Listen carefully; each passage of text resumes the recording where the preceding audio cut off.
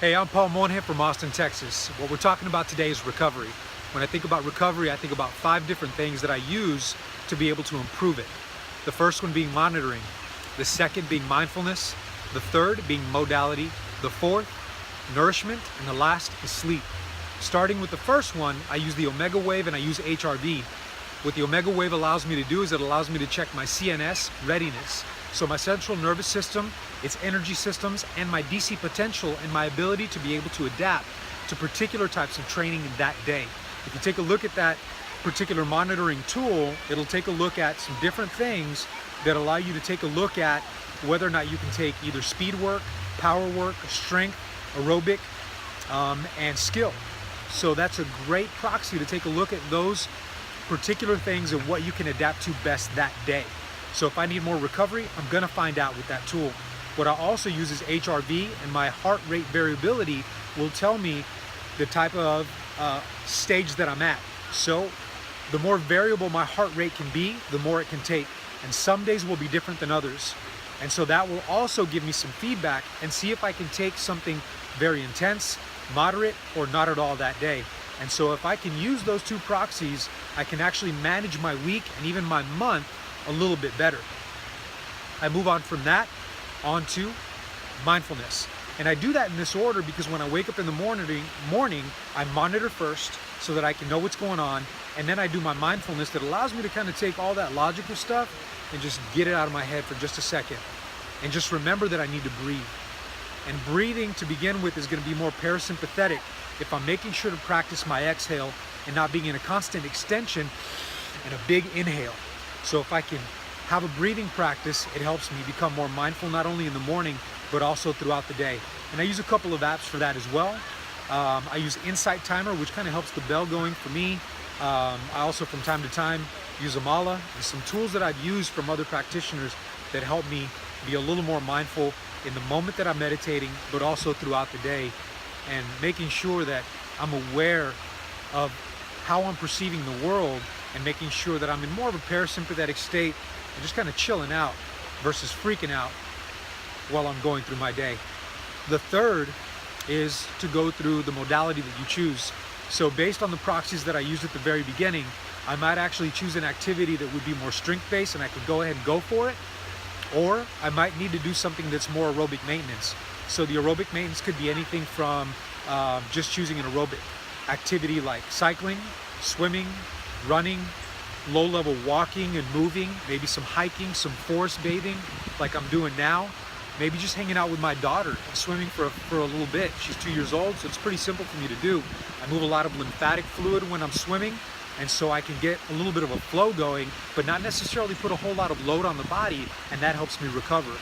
Foam rolling can help as well. Again, it just moves lymphatic fluid, gets you relaxed, and then maybe you can go through a calisthenic flow, which I like to do, maybe a little animal flow using a Viper, and just moving for about a good 30, 40 minutes to an hour maybe, just depending on how much your body can take. And so those are things that I like to do on my recovery days. Sometimes all you need is just a good walk, get away from some people, and just relax for a second to bring down a little more of that vagal, to bring in some vagal tone and bring down that sympathetic state dominance and be a little more parasympathetic.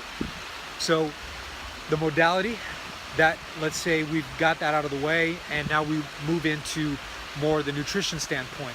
10 to 13 servings of fruits and vegetables, 2 of those coming from fruits. I like to keep it a little more minimum, maybe only 1 for me, so I get those phytonutrients and micronutrients in, and the fiber and everything that I need to help be able to nourish my body to recover a little more, to be a little more alkaline, to get some of those good electrons coming in from good plants, good plant sources, lean proteins, so that I'm taking in maybe more wild caught fish, pasture-raised chicken, pasture-raised eggs, more grass-fed beef, and things that are of more quality, so that when I feed myself, I nourish myself instead of, in my perspective, poison myself with things that those animals and plants have been given that I don't necessarily want to be the filter for. And so those are things that I do. You can figure out your macronutrients and the calories that you need to be at based on the activities that you partake in. And that's more of an individual approach. So Hydration, I personally drink as much as it takes for it to come out clear, and I make sure that I have a consistent bowel movement on a daily basis. If that's not happening, my nutrition and my stress are probably, my nutrition not doing so well and my stress is probably too high. And so there's definitely other things that we can look at, but those are things that I follow to begin with. Then we move on to sleep.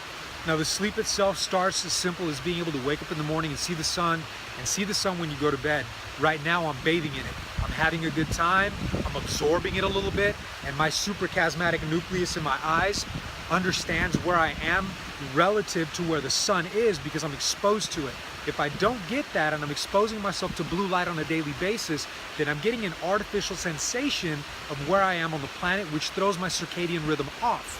So by being exposed to it more, I'm already improving my DHA production, my DC potential by grounding, which goes back to the initial proxy that I'm testing with the omega wave. And by being in a more parasympathetic state, I help my heart and I help myself and my central nervous system so that I actually have a higher capacity and threshold in the future to be able to do the types of activities that I want to, which means I may not necessarily need to drive so much recovery if I'm always being mindful of how I'm taking care of myself. I also make sure that at the end of the day, I cut off all electronics past 7 o'clock, no blue light exposure, no phone, no TV. I personally don't have TV. I haven't paid for cable in 7 years. So if I watch anything, I buy a movie and I make sure that I'm done watching that movie by 6:30 p.m. No more blue light exposure, which helps me sleep. I diminish all overhead lights. I use 2700 Kelvin or below on all the lamps in my house. I've heard people go as far as using candles instead of lights so that they don't get any exposure to any of that bright light that keeps you up. And also mouth tape when I go to sleep.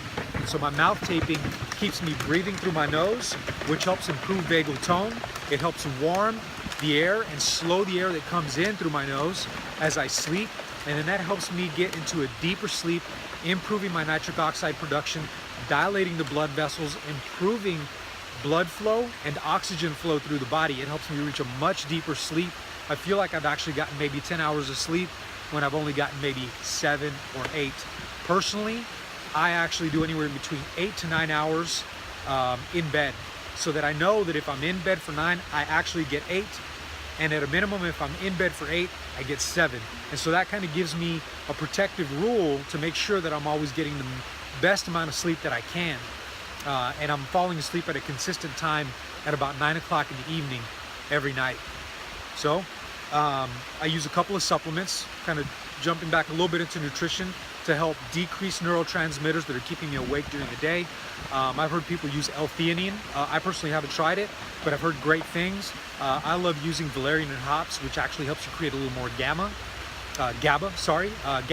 aminobutyric acid, which helps to decrease neurotransmitter activation, helps you relax, helps you get a deeper sleep. And I also use some magnesium glycinate and magnesium citrate. Glycinate for muscles and citrate for the colon. But again, it just helps relax me a little bit and get me to go to sleep. So that's quite a bit. I'm pretty sure there's a couple other things that I do throughout the day, throughout the week, but that's all I can think of for right now. And I hope you make it a great day. Use some of those tools, and I'll try to link up a couple of different tags and links, YouTube videos to this post, so that you can actually dive in a little bit further into some of the subjects that I was talking about, become more informed, and make the best decision that you can to recover for yourself and where you are now, and then slowly move into better recovery and a better, healthier lifestyle. Make it a great day.